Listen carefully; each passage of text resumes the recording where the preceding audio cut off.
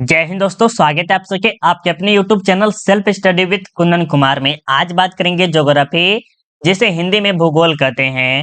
और आप सबके लिए ज्योग्राफी से टॉप 5 लॉन्ग सब्जेक्टिव क्वेश्चन लाए हैं, जो कि आपके बोर्ड परीक्षा में 100% यही प्रश्न पूछेगा। तो आप इस वीडियो को शुरू से लेकर अंत तक देखिएगा, क्योंकि जो आपके बोर्ड एग्जाम है उसमें लॉन्ग क्वेश्चन जो है 1000% कह सकते हैं इंपॉर्टेंट होता है। अगर आप लॉन्ग क्वेश्चन पढ़ के जाइएगा तो आपको लॉन्ग क्वेश्चन में थोड़ा सा भी दिक्कत नहीं होगा। तो जरूर आप लॉन्ग क्वेश्चन को अच्छे से देखिएगा, कॉपी में नोट करिएगा और याद करिएगा, तब आपको बेहतरीन नंबर आएगा। ये आप लिख के रख लीजिए। तो चलिए अब यहाँ से 1 नंबर से स्टार्ट करते हैं। और अभी तक आपने टेलीग्राम नहीं ज्वाइन किए तो टेलीग्राम ज्वाइन कर लीजिए, क्योंकि यहाँ पर टेस्ट होता है और टेस्ट के माध्यम से आप अपना तैयारी पता कर सकते हैं कि ऑब्जेक्टिव में आपका तैयारी कैसा है। तो टेलीग्राम जरूर ज्वाइन कर लीजिए, जिसका लिंक हम आपको वीडियो के डिस्क्रिप्शन में डाल दिए हैं। एक बार आप गूगल पे या गूगल क्रोम पे जाके आप क्या करिए, सर्च कीजिएगा self study with Kundan Kumar. ये आप सर्च कीजिएगा तो आपको थोड़ा मोड़ा पीडीएफ वहां पर मिल जाएगा, जो कि 1% कर सकते हैं, वहां पर पीडीएफ मिल जाएगा। ठीक है। और 100% पीडीएफ लेने के लिए आपको पेड ग्रुप ज्वाइन करना पड़ेगा। तो अभी फिलहाल आप यहाँ पर ज्वाइन कर लीजिए जाके। ठीक है। अब चलिए हम यहाँ से 1 नंबर से स्टार्ट करते हैं। और एक बात बता देते हैं सबसे पहले, और आज का जो सेट है वो सेट क्या है, 6 है। और आपको जो हम टोटल कितना सेट कराने वाले हैं, 1 से लेकर 10 तक। और 10 का 10 सेट कर लेते हैं तो आपको बोर्ड एग्जाम में 90 या 95% लाने से कोई भी नहीं रोक सकता है, क्योंकि आपके हैंड राइटिंग पे भी थोड़ा सा ध्यान रखा जाता है। तो जरूर आप 1 2 3 4 5 ये पांचों का पांचों सेट जरूर देखेगा, जिसमें शॉर्ट भी क्वेश्चन है और लॉन्ग के भी क्वेश्चन है, जिसका लिंक हम आपको आई बटन में या तो वीडियो के डिस्क्रिप्शन में डाल दिए हैं, वहां से आप जाके डायरेक्ट देख सकते हैं। अब चलिए हम यहाँ से 1 नंबर से स्टार्ट करते हैं। और बार बार मेरे प्यारे से समझ आएंगे कि अगर आपको शॉर्ट मतलब लॉन्ग क्वेश्चन अगर आपको समझ में ना आए तो आप क्या कीजिए, शांतिपूर्वक देखिए और तब देखिए कितना समझ में आता है। और हो सके तो कॉपी में नोट करिए, तब और बेहतरीन तरीका से आपको समझ में आएगा। बाकी आप पे डिपेंड करता है कि आप ये करते हैं या नहीं करते हैं। चलिए हम यहाँ से 1 नंबर से स्टार्ट करते हैं। और 1 नंबर में क्या लिखा है कि खनिज तेल पेट्रोलियम क्या है। ऐसे ही पूछा जा सकता है कि खनिज तेल क्या है, पेट्रोलियम क्या है, इसके बारे में पूछेगा। इसके उत्पादन एवं वितरण का विवरण दे। ये जो उत्पादन कैसे होता है या और फैलता कैसे, मतलब कि बेचा कैसे जाता है, इसके बारे में आपको उत्तर में बताना है। ठीक है। तो यहाँ पर देखिए, ये जो देख रहे हैं ये 5 नंबर का है। कितना क्या है मेरे पास, जो ये 5 नंबर का है, जो कि अगर आप लिखिएगा अपने कॉपी में तो 2 पेज में लिखाएगा। कितना, 2 पेज में लिखाएगा। ठीक है। तो उत्तर में लिखना है कि खनिज तेल पृथ्वी के गर्भ से खोदकर निकाला गया है। और इतना आसान इजी लैंग्वेज में आपको समझाएंगे कि आपको समझ में भी आ जाएगा। ठीक है। इतना आसान लैंग्वेज में समझाएंगे कि कह रहा है कि खनिज तेल जो होता है, पेट्रोलियम हो गया, मिट्टी तेल हो गया, कैरोसिन हो गया, ये सब जो होता है वो या कोई भी चीज कह सकते हैं, वो पृथ्वी के गर्भ से खोद कर निकाला जाता है। पृथ्वी के अंदर जो होते हैं उससे निकाल कर निकाला जाता है। यह प्रमुख तेल है। क्या है, यह एक प्रमुख तेल है। इसे पत्थर तेल या चट्टानी तेल भी कहते हैं। किसको, पेट्रोलियम को या मिट्टी तेल को। इसकी प्राप्ति अवसादी सेल में होता है। खनिज तेल का प्रमुख उत्पादक क्षेत्र निम्नलिखित है, जो कि इस प्रकार यहाँ पर देख सकते हैं। सबसे पहले हो गया असम हो गया, गुजरात हो गया, और यहाँ पर राजस्थान हो गया। इन सब के बारे में भी हम अच्छे से समझेंगे। सबसे पहले क्या लिखा है, असम और मेघालय क्षेत्र, यहाँ पर भी क्या होता है, तेल का उत्पादन होता है। जैसे असम में हो गया, आप जानते होंगे कि पेट्रोल, जैसे देखिए यह हमारे भारत का सबसे पुराना तेल क्षेत्र है। क्या है, ये जो असम और मेघालय जो देख रहे हैं वो भारत का सबसे पुराना, कह सकते हैं कि प्राचीन काल से ये सबसे पुराना। ठीक है। इस क्षेत्र में तेल का प्रमुख हुआ है इसमें डिगबोई क्षेत्र है, नहर कटिया क्षेत्र हो गया, सुरमा घाटी हो गया, रुद्र सागर आदि। ये सब जो है क्या है, ये पेट्रोलियम के लिए, तेल के लिए बहुत ही ज्यादा प्रसिद्ध है। कौन, डिगबोई क्षेत्र। अगर आप जानते हैं असम में अगर रहे हुए हैं तो आपको पता होगा कि डिगबोई क्षेत्र है, नहर कटिया क्षेत्र है, ये सब जो है सुरमा घाटी क्षेत्र है, रुद्र सागर, ये सब है क्या है, क्षेत्र है। ठीक है। अब आपकी बात रही कि गुजरात क्षेत्र में क्या है, गुजरात हमारे देश का दूसरा प्रमुख तेल उत्पादक है। पहले जो आपका प्रथम स्थान पे क्या आता है, असम आते हैं, जो कि पुराना है, सबसे पुराना है, प्राचीन काल जैसा समझ सकते हैं। और वहीं गुजरात जो है वो दूसरा तेल उत्पादन करता है। क्या है, भारत का जो है दूसरा तेल उत्पादन करता है, कह सकते हैं, जहां संभात की खाड़ी तथा अंकलेश्वर से तेल की प्राप्ति होती है। इसके अलावे कुलोल, नवगांव, कोसंबा, ढिलका और मेहसाना में भी तेल का पता चलता है। ये सब जगह का नाम है। अगर आप कहीं गए होंगे, गुजरात में गए होंगे यार, आपके कोई गुजरात में रह रहे होंगे तो उससे पूछिएगा तो ये बताएगा कि कुलोन हो गया, नवगांव हो गया, कोसांबा हो गया, ये सब जगह का नाम है। क्या है? जगह का नाम है, ठीक है, ये सब जगह का नाम है। मेहसाना, ये सब जगह का नाम है, वहां पर तेल का पता चलता है, ठीक है। और यहाँ पर जो है राजस्थान क्षेत्र, हमारे राजस्थान में भी तेल कुछ कुएं में मिले हैं। ये जो राजस्थान जो देख रहे हैं वो कुछ कुएं, जैसे नहीं कृषि के लिए करते थे, कुआं खोद खोद कर, जैसे हड़प्पा सभ्यता में समझे थे कि यहाँ पर क्या होता था कि कृषि करने के लिए क्या किया जाता था, कुआं का उपयोग किया जाता था।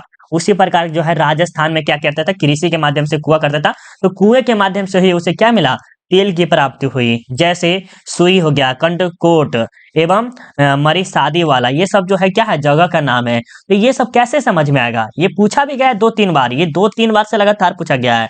ये जो आपको कब समझ में आएगा, जब अपने कॉपी में नोट करेंगे, याद करेंगे, ठीक है, और लिखेंगे तब, ठीक है। ये 3 काम जो बच्चा कर लिया ना, वो बच्चा 100% उम्मीद है कि वो अच्छा से अच्छा नंबर ला सकते हैं, बाकी तो कहा नहीं जा सकता है, ठीक है। अब चलिए ये दिख रहे हैं, जो प्रश्न देख रहे हैं ये सबसे ज्यादा इंपॉर्टेंट है। ये एम भी भाई स्टार मार लगा लीजिए, आएगा तो आएगा, ठीक है। स्टार मार लगा लीजिए प्रश्न को, कि भारत के लौह एवं इस्पात उद्योग के विकास का वर्णन करें। 5 नंबरी है, अच्छे से देख लीजिएगा। थोड़ा सा हो सके तो हम कलर चेंज नहीं करेंगे, रहने देते क्या, कलर यही ठीक है। उत्तर में आपको लिखना है कि लौह इस्पात उद्योग आधारभूत उद्योग है। क्या है? लौह इस्पात उद्योग किस प्रकार का उद्योग है? आधारभूत उद्योग है। ये दूसरे पर आधारित कर सकते हैं। इस उद्योग की जननी भी कहा जाता है। इसे जो है, इस उद्योग को जननी भी कहा जाता है। किसका? आधारभूत का। ये लौह कह सकते हैं। भारत में लौह इस्पात उद्योग का इतिहास बड़ा ही प्राचीन रहा है। जैसे इतिहास जो है ये लोहा उत्पादन में बहुत ही प्राचीन है। प्राचीन काल से क्या किया जाता है, लोहा का उत्पादन किया जाता है, कह सकते हैं वो होता है, ठीक है। प्राचीन काल में इसे अगरिया, अगरिया जानते होंगे या नहीं, अगरिया या लोहार जाति के द्वारा किया जाता था। प्राचीन काल में जो लोग थे, लोहार नहीं जानते हैं, अभी भी जाइएगा तो हंसुआ बना देता है, खुरपी बना देता है, कहते बसली बना दीजिए, तो वो सब कौन काम करता है? लोहार काम करते हैं। या अगरिया जो आप जानते हैं, हम तो जानते भी नहीं अगरिया क्या होता है, लोहार जानते हैं, जो कि लोहा हुआ पीट पीट के जो बनाता है, लोहा वगैरह, तलवार उलवार ये जो बनाता है, कौन बनाता है? लोहार बनाता है। लेकिन वर्तमान समय में इसका वास्तविक विकास 1874 में हुआ था। ये जो इसका जो विकास है, किसका? लोहार का कह सकते हैं, उसका जाति का जो विकास हुआ कह सकते हैं, वो 1874 में हुआ, ठीक है। जब पश्चिम बंगाल के कुल्टी में पहला लोहा इस्पात कंपनी खोला गया था। मतलब कब इसका विकास हुआ? 1874 में हुआ। कैसे? तो जब पश्चिमी बंगाल में जो है कुल्टी, कुल्टी जगह का नाम है, क्या है मेरे बच्चों? कुल्टी जगह का नाम है। और वहां पर क्या किया गया था? लोहा इस्पात खोला गया था। कौन? पहला, सबसे पहला जो खोला गया था। और इसका वास्तविक विकास 1907 में, 1907 के बाद हुआ। मतलब कि 1844 में तो इसके बारे में पता होता चला कि हाँ हाँ फला चला हुआ, लेकिन जो इसके लोहा का जो विकास होना स्टार्ट हुआ कब? 1907 के बाद। 1907 मतलब कि अभी कह सकते हैं ज्यादा नहीं, बहुत ही कम दिन है, वो उसके समय से विकास हो गया, ठीक है। जब बिहार के सांकंची टाटा नगर, क्या है? सांकंची टाटा नगर में जमशेद जी टाटा ने टाटा लौह इस्पात कंपनी की स्थापना की। कहा कि बिहार में, ये जानते हैं ना, बिहार में जमशेदपुर में ज्यादा खासकर फेमस है, लेकिन बिहार में कौन जी? टाटा, हमारे जो भारत के नंबर 1 कह सकते हैं, एक अच्छे आदमी कह सकते हैं, ठीक है। और यह अपना शेयर है, बहुत ज्यादा गरीबों में दान भी करते हैं, हम सुने हैं शायद।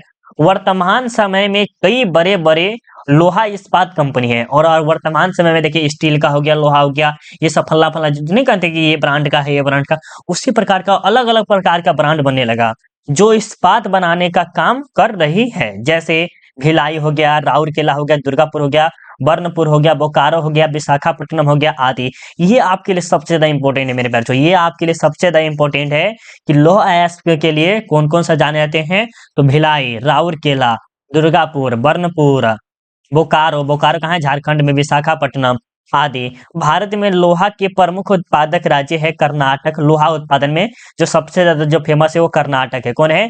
कर्नाटक, याद रखिएगा। छत्तीसगढ़ ये भी है। उड़ीसा हो गया। झारखंड कोयला के लिए सबसे ज्यादा फेमस है। मध्य प्रदेश ये भी थोड़ा मोड़ा है लोहा के लिए भी। तमिलनाडु हो गया। भारत विश्व का तीसरा बड़ा लोहा उत्पादक देश है। भारतीय लौह इस्पात कंपनी पर नियंत्रण व विकास के लिए सेल का गठन किया गया था। SAIL का गठन किया गया था। ये आपको 5 नंबर ही दिलाएगा मेरे प्यारे बच्चों, ठीक है। इस प्रश्न को हम थोड़ा सा और अच्छे से रिवाइज कराते हैं ताकि आपको और अच्छा से समझ में आ जाए, ठीक है। सबसे पहले आपके पॉइंट बनता है कि लौह अयस्क किस प्रकार का उद्योग है, तो ये है आधारभूत उद्योग। आपको ऑब्जेक्टिव में पूछा भी गया बहुत बार, ठीक है। पूछा जाएगा कि लौह इस्पात उद्योग किस प्रकार का उद्योग है, तो आधारभूत उद्योग है। इसे क्या कहा जाता है, जननी। जननी मतलब क्या होता है, पिता जो होता है, वो घर का जो रीढ़ होता है वो होता है। तो लोहा जो एक प्रकार क्या है, पूरे प्रजाति के जितने भी है, स्टील वगैरह ये सब ले सकते हैं, उसकी जननी है, ठीक है। भारत में लौह इस्पात उद्योग का इतिहास बहुत ही बड़ा प्राचीन था, प्राचीन काल से चल रहा है लोहा का, ठीक है। जो कि आप जानते होंगे कांस्य युग में लोहा के प्रचलित नहीं था, पता होता नहीं था। बाद में क्या हुआ, वैदिक सभ्यता में से पता चला। ये उसी प्रकार कहा जा रहा है कि ये जो हड़प्पा नहीं सॉरी, इतिहास में बहुत ही बड़ा प्राचीन है, ठीक है।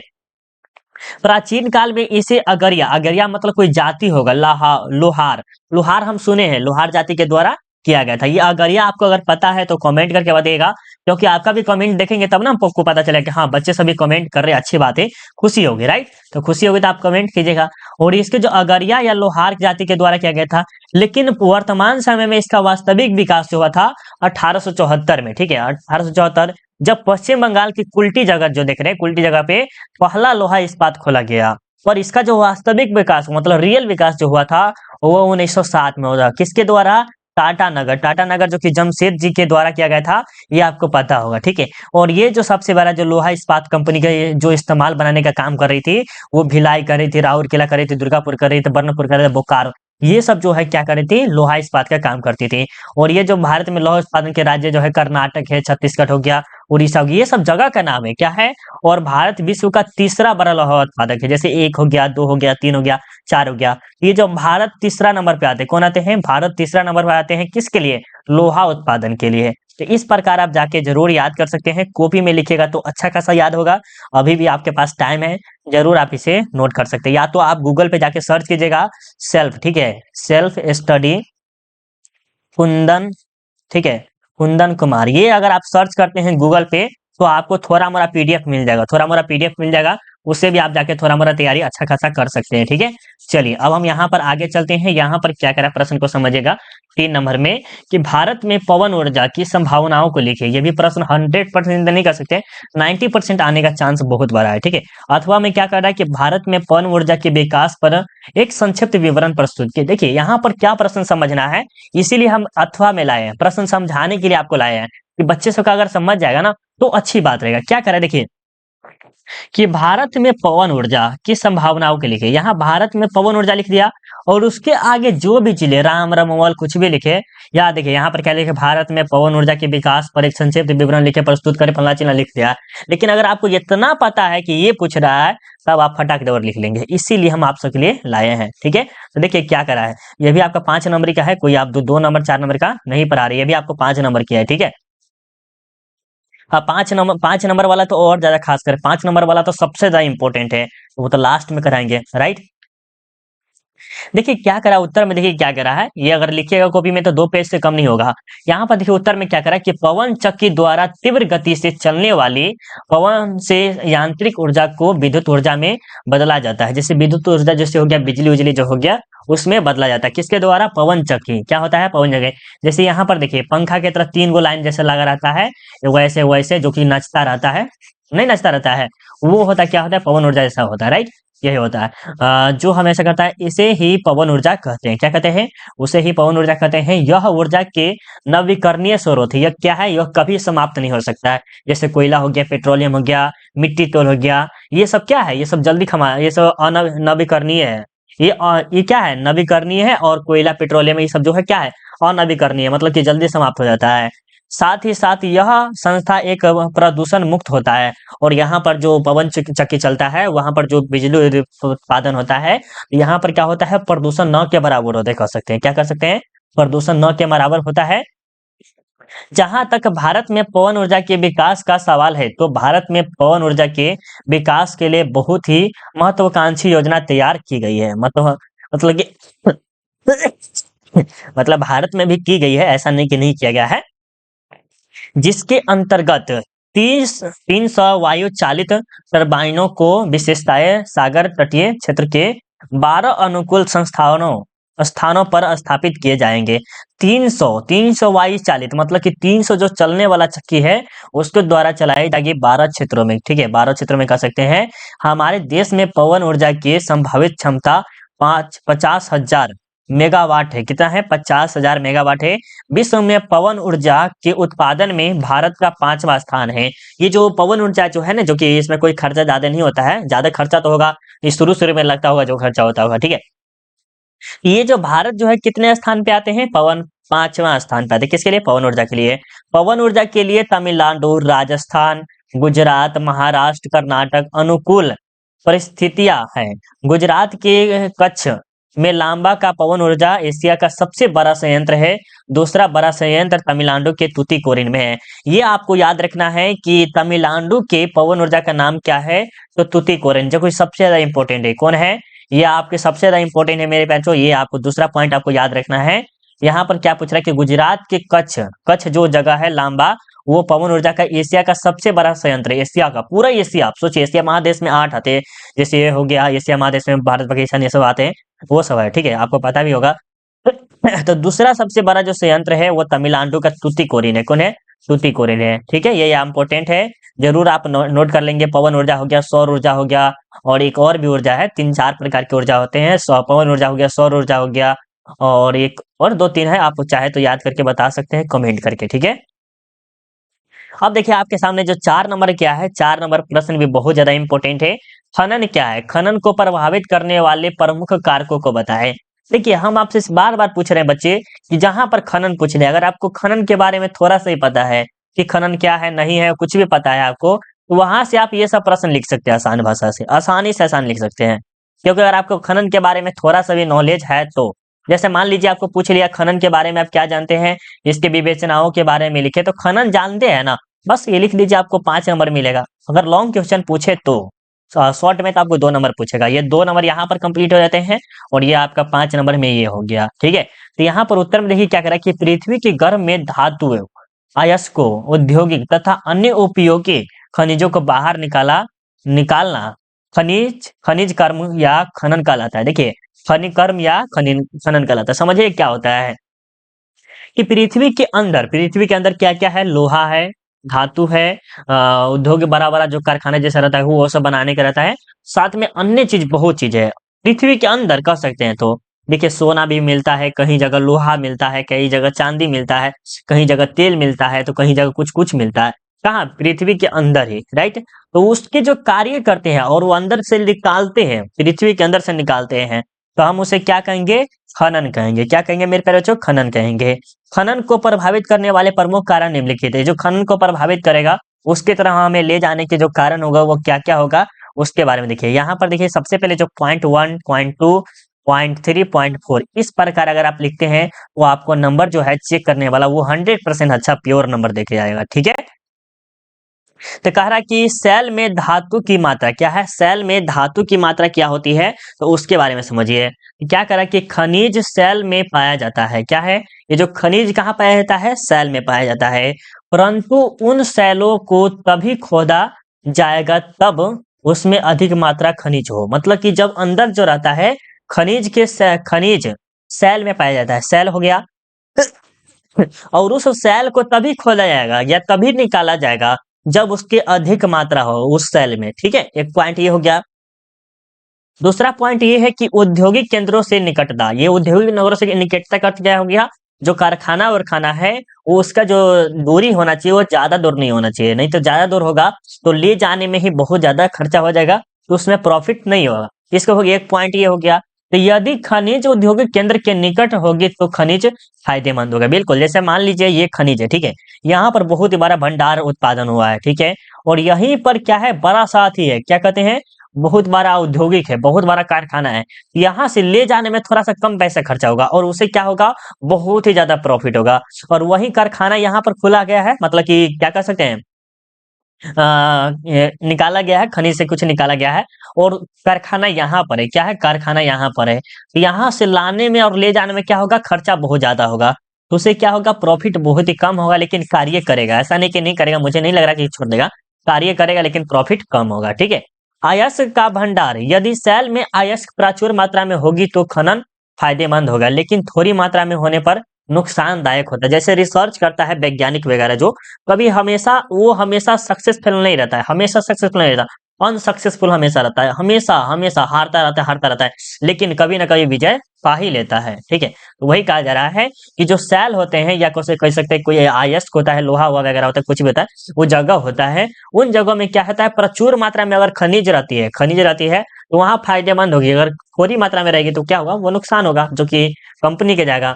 अयस्क की गहराई, ये जो कितनी गहराई पर है, जैसे मान लीजिए वो बहुत ही ज्यादा गहराई पे है, जैसे मान लीजिए गहराई 50 किलोमीटर हो गया, किसी का होगा तो 20 किलोमीटर पे ही मिल जाता है, किसी का होगा तो 10 किलो पे होगा। ठीक है, तो ये कौन भी फायदा होगा, ज्यादा फायदा होगा इस पे, क्योंकि इसमें ज्यादा टाइम नहीं लगेगा खनने में, इस पे भी ज्यादा टाइम लगेगा, लेकिन ये जो है सबसे ज्यादा टाइम लगेगा इसमें। ठीक है, या 2 किलो मान लीजिए, ये 5 किलो मान लीजिए, और ये आपका 7 किलोमीटर है, तो आप किसको ज्यादा प्रेफर करेंगे, इसको करेंगे कि ज्यादा जल्दी मिल जाएगा तो अच्छा रहेगा, राइट। 50 किलो बहुत ज्यादा हो जा रहा है, वो बहुत गहराई में चल जाएगा, राइट। तो 2 किलो 5 किलो लीजिएगा तो अच्छा रहेगा।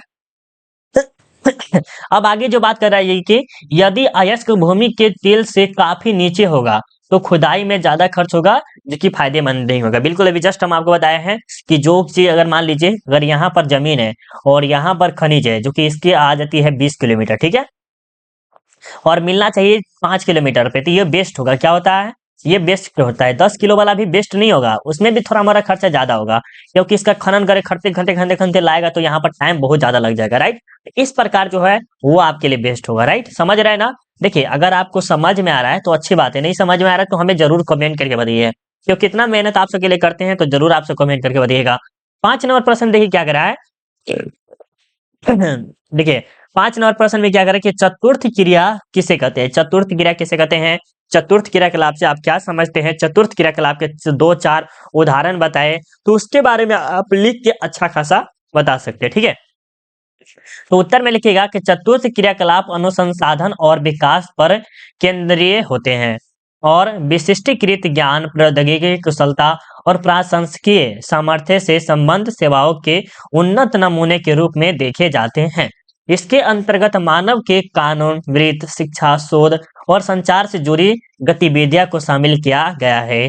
इस क्रिया का संबंध केवल ज्ञान है। ये जो चतुर्थ क्रियाकलाप है उसका जो ज्ञान है, ज्ञान से संबंधित, जैसे जैसे आप पढ़ाई लिखाई करते हैं, ये क्या है, +2 का जो पढ़ाई लिखाई होता है वो क्या है, वो चतुर्थ क्रियाकलाप में आते हैं। प्रशासन चलाना मतलब कि देश उसकी सेवा करना, ये क्या है, चतुर्थ क्रियाकलाप में आते हैं। नमूने उमूने कुछ बढ़िया से बढ़िया काम उम करना, जैसे गांव में हो गया, सरपंच के साथ काम करना, ये कुशलता वाला काम करना, ये सब क्या में आते हैं, चतुर्थ क्रियाकलाप में आते हैं। ठीक है, चतुर्थ क्रियाकलाप के आप कुछ उदाहरण भी लिख सकते हैं अगर चाहे तो, जैसे लिख सकते हैं शिक्षा। ठीक है, शिक्षा के लिख दीजिए कि शिक्षा चतुर्थ क्रियाकलाप में बहुत ज्यादा इंपॉर्टेंट है। कानून लिख दीजिए, ये हो गया। 2-4 और इंपॉर्टेंट बना के शोध, संचार, ये सब आपको लिख सकते हैं। अब एक ज्यादा खासकर ये भी इंपॉर्टेंट है कि आपको पूछा जाएगा प्राथमिक, ये 100% नहीं तो हम कह सकते हैं बहुत ही ज्यादा इंपॉर्टेंट है। प्राथमिक क्रियाकलाप क्या है, प्राथमिक क्रियाकलाप अगर आप याद कर लेते हैं तो इसे भी 2 नंबर पूछेगा, कभी कभी 5 नंबर का भी पूछा गया है, या तो द्वितीय क्रियाकलाप या तो तृतीय क्रियाकलाप, इन तीनों या चतुर्थ क्रियाकलाप, इन तीनों में से आपको 7 नंबर जरूर पूछेगा, 100% लिख के रख लीजिए। ठीक है, अब जो आपका जो है सेट 7 आएगा, अगर आपको ये वीडियो शॉर्ट जो लॉन्ग क्वेश्चन 5 लाए हैं वो कैसा लगा कमेंट करके बताइएगा, और लाइक जरूर कर दीजिएगा। अगर आप जा रहे हैं तो प्लीज एक बार लाइक कर दीजिएगा, और सेट 7 के लिए हमें जरूर एक बार कमेंट करके बताएंगे। ठीक है, अगर आपको पीडीएफ वगैरह चाहिए 2024 के लिए या 2025 के लिए, तो आप हमें इस नंबर पे कॉल करके ज्वाइन कर सकते हैं पेड ग्रुप, जिसका चार्ज अभी है थोड़ा सा। ठीक है, चलिए मिलते हैं अगले वीडियो में, अभी के लिए बाय बाय, जय हिंद, जय भारत।